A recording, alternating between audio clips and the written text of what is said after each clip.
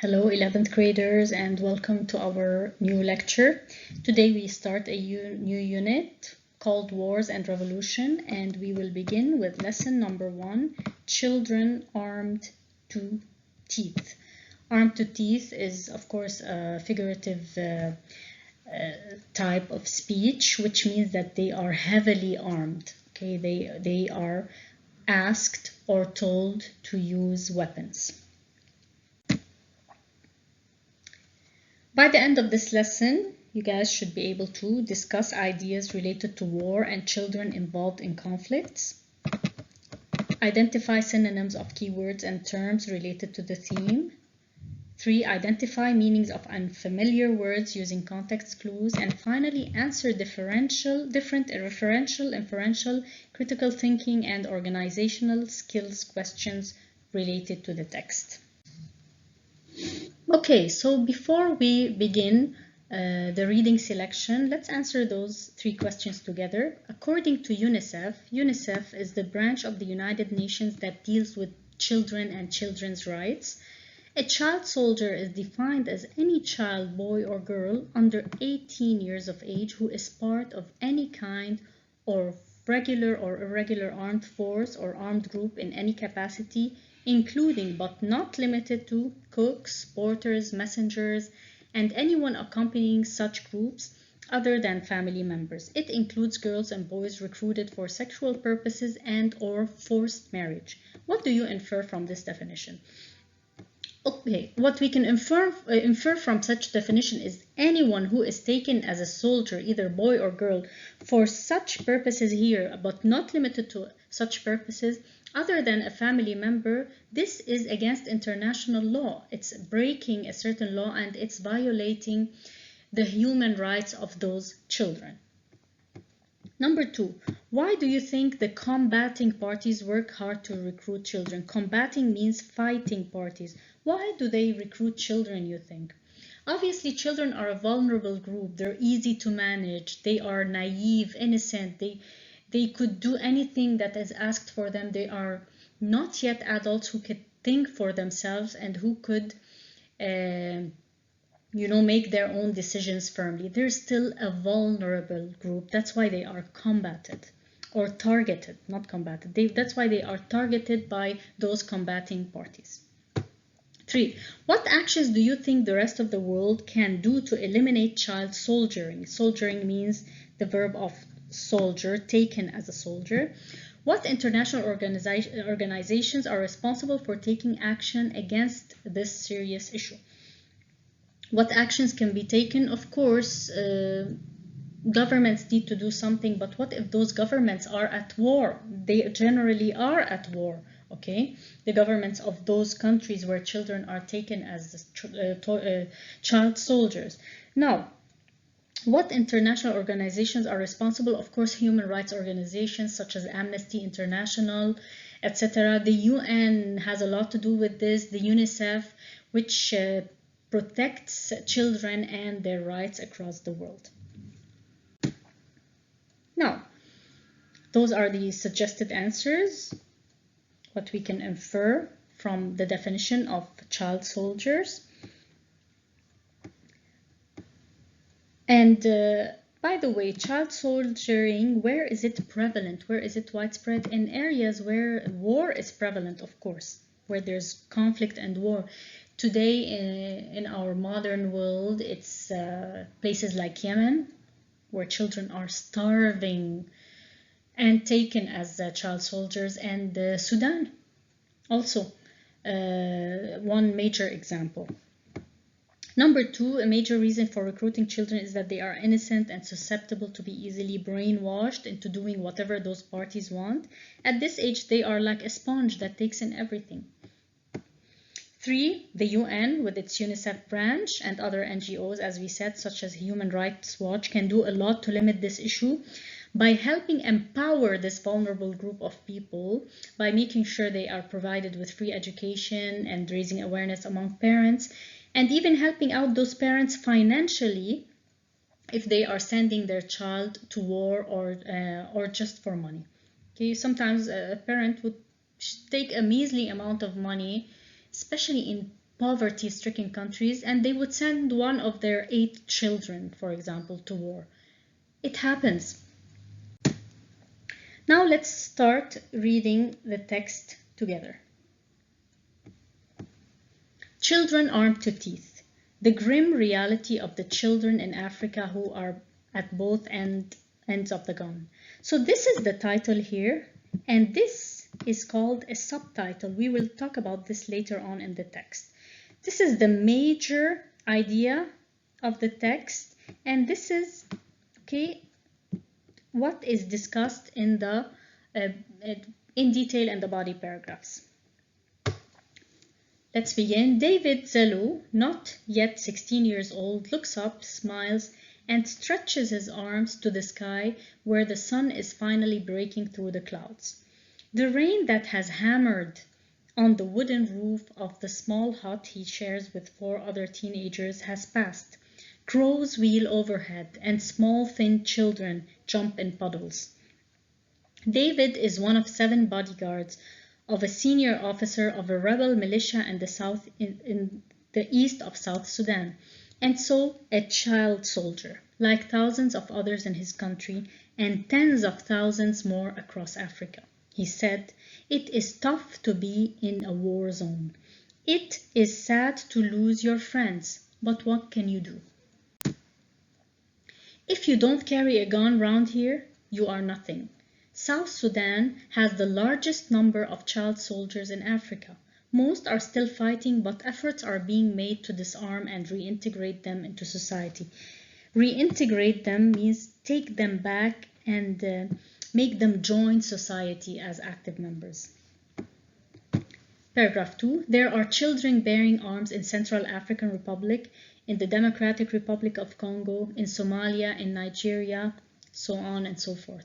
But the chaos that followed South Sudan's declaration of independence from Sudan 6 years ago has led to a surge in the number of children under arms. The world's youngest country, racked by famine, disease, ethnic strife, corruption, on an immense scale and war, now hosts the largest concentration of child soldiers on the continent, possibly in the world. According to the UN, 18,000 child combatants are fighters, have been taken in the past 4 years in South Sudan. This is a huge number. Paragraph 3. The conventional image of the child soldier is a teen or preteen abducted by adult fighters, brainwashed, brutalized, and turned into a killer. Brutalized means tortured, traumatized. Paragraph 4. But many child soldiers volunteer. One of the biggest myths about child soldiers is that they are forced to join armed forces, or even that they are all abducted. Abducted means kidnapped. Says Jose Luis Hernandez, a South Sudan-based child protection officer with UNICEF. James, 17, became a soldier when still in primary school, fighting with an opposition militia in the east of South Sudan. I didn't much like lessons. Okay, so this guy, James here, volunteered on his own. He was not abducted or kidnapped. I got into trouble. Then the army came and the schools were closed and bad things started happening. So I decided to go and fight, says James. With 2 other boys, Baba 10 and his brother Simon 12, James slipped away from his home one night. Guided by a relative, the trio made their way to the militia in the bush. On arrival, the boys were given weapons, ammunition, and a few hours training. Just a few hours. Those kids are thrown into a war zone just after a few hours of training. At first, they were excited. I was happy when they gave me a gun, says James. I felt safe. I felt I could protect myself. But the boys soon found themselves thrown into frontline combat. So they were up there, okay, in the front lines. A dozen former child soldiers described the fear, confusion, and shock of their first experience of war. Many spoke of dreaming of their own deaths or those of close friends and relatives. The devil of war haunted my body.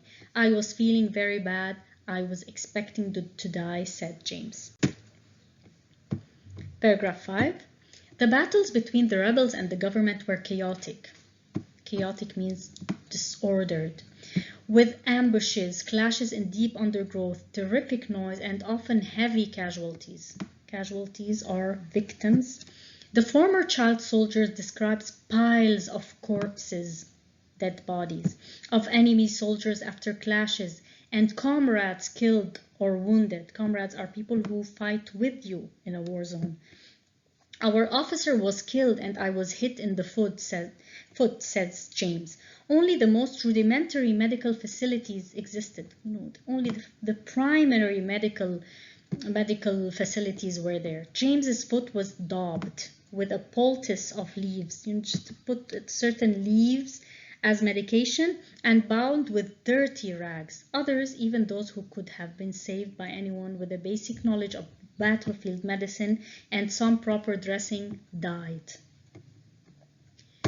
Paragraph 6. If the boys had joined the militia voluntarily, leaving was impossible. Between 2015 and last year, UNICEF negotiated the release of 1,900 child soldiers in South Sudan, one of the largest such demobilizations ever. James, Baba, and hundreds of others walked out of the bush, handed back their weapons and uniforms, and returned to their families. The release was a milestone for those trying to fight the intractable problem of child soldiers. It showed something could be done, says the UN official involved. So the party involved here, the organization involved here to release those child soldiers was UNICEF. Paragraph 7. UNICEF now runs a program to reunite the soldiers with their families, offering counseling as well as assistance with schooling and skills and providing material help to desperately poor families. Many of the boys who have been in the bush are irrevocably changed. Most talk of having nightmares, and their teachers and parents describe their anger and spasms of violence. Some have taken part in atrocities and in beating and torturing the local people. Atrocities are horrible deeds, okay, like torturing others or harming others. Paragraph 8, the reintegration program for the children faces profound challenges. It is underfunded and perilous. Underfunded means it's not given enough money. Okay, those things need to be funded. Perilous means dangerous. 7 NGO staff died in an ambush this year. The former fighters learned carpentry and mechanics, but there are few opportunities to practice either craft. The secondary school that the older boys should attend is shut for lack of teachers. Many no friends or even relatives who are still fighting. In fact, the traditional warrior culture remains deeply embedded locally, with few alternative role models for young people. Several of the former child soldiers freed last year died defending their villages during a cattle raid by another tribe in February. Finally, paragraph 9, most of the released child soldiers swear they will never pick up a gun again, but there is a constant risk of being recruited again. David Zello was among those released by rebel groups last year. 3 months later, he rejoined the militia, which is observing a fragile truce. Truce is when there's a ceasefire. Okay? He now spends his days with other young fighters in the group's compound of rudimentary huts in Pibor, training and foraging for food. I had nothing once I left the militia. No food, no job, no school. I had no choice, said David.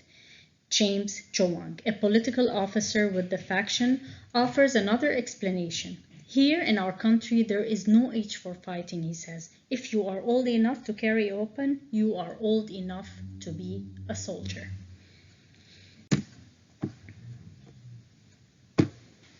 Okay, now let's go to our questions. Part 1, comprehension questions. Who is David Zello as presented in the text? 2, based on paragraph 2, what makes Sudan special concerning child soldiering? David Zello is a 16-year-old soldier in a rebel militia in the east of South Sudan. Number 2, many factors make Sudan special concerning child soldiering. Examples are the chaos that followed South Sudan's declaration of independence, which led to a surge is a quick increase in the number of children with arms and hosting the largest concentration of child soldiers on the continent. Number 5, Article 19, of course 3 and 4, I'm not giving them to you.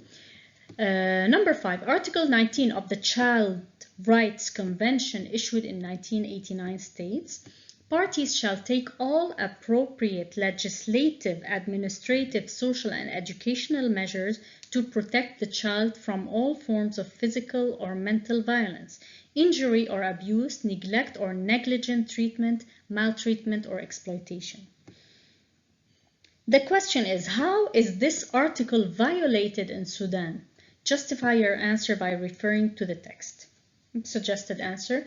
Concerning child soldiering, the article is violated because the children are exploited. Exploited means used for wrong reasons, physically and mentally during wars. Moreover, they are exploited since they are nurtured on hatred for others. So those ideas in the article of child rights are violated in Sudan. Moreover, children are susceptible to injury, to death, to abuse, to physical and mental violence. All of those are being violated. Organizational skills. What is the relation between the subtitle and the text? We talked about the title and the subtitle. Illustrate your answer.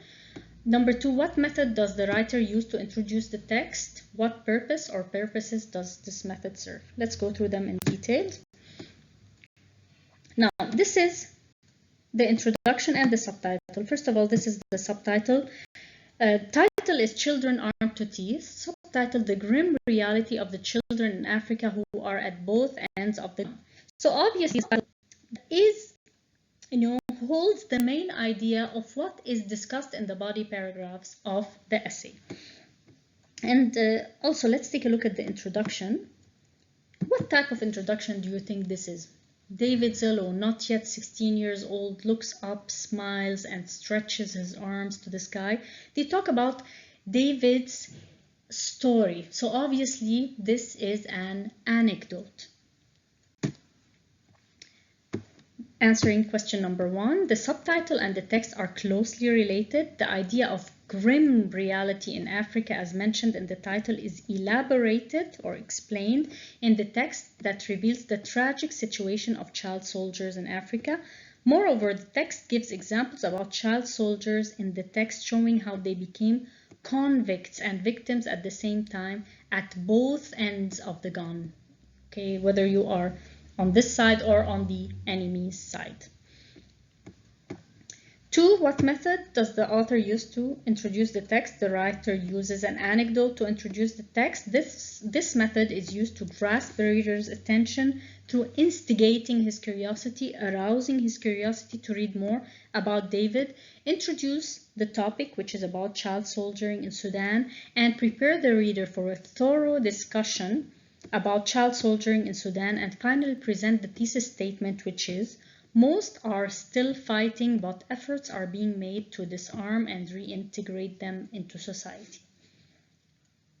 Okay, but when I ask you about the type of introduction and purpose, I want 3 purposes, not more than that. Here I gave you all the possible purposes, but on any given test or in the official exam next year, you will only be asked to write 3 purposes. Or if you are not asked for a number, please write 3 purposes. Number 3, what different adjectives best describe the writer's attitude in paragraph 7? Okay, writer's attitude means writer's tone. Where do we get that? We get that from the writer's choice of words. Let's read it together. UNICEF now runs a program to reunite the soldiers with their families, offering counseling as well as assistance with schooling and skills, and providing material help to desperately poor families. So the beginning here, how does it sound? hopeful, you know, those soldiers are returning back to their families and they are taken back into society. So this part is hopeful. Let's take a look at the second part. Many of the boys who have been in the bush are irrevocably changed. They've changed forever. Most talk of having nightmares, and their teachers and parents describe their anger and spasms of violence. Some have taken part in atrocities and beating and torturing the local people. So even though the first part is hopeful, optimistic if you want, the second part is sounds miserable. Those children are leading miserable lives now. Number 4. Which sentence reflects the thesis statement? Justify your answer. That was already answered in the question related to the introduction. The last sentence reflects, is or holds the thesis statement. Most are still fighting, but efforts are being made to disarm and reintegrate them into society. Why is this the thesis statement? Because it is the main idea of the text, which is how those children are still fighting in those militias or armed groups, and the efforts that NGOs like the UNICEF are making to integrate them back into society. What is the function of the first sentence in paragraph 8? Explain with evidence. Let's take a look at the first sentence. The reintegration program for the children faces profound challenges. When we read this paragraph, we noticed what the author talked about is the challenges that were faced to reintegrate those children in the warrior culture back. So obviously the first sentence acts as a topic sentence. Why? Because it talks about the main idea of paragraph 8, which is of course the profound challenges that these children are facing in order to integrate back into their societies. Okay, the answers are displayed here for you. You can, while watching the video and you want to take a thorough look at the answers, please stop. Take notes if you want.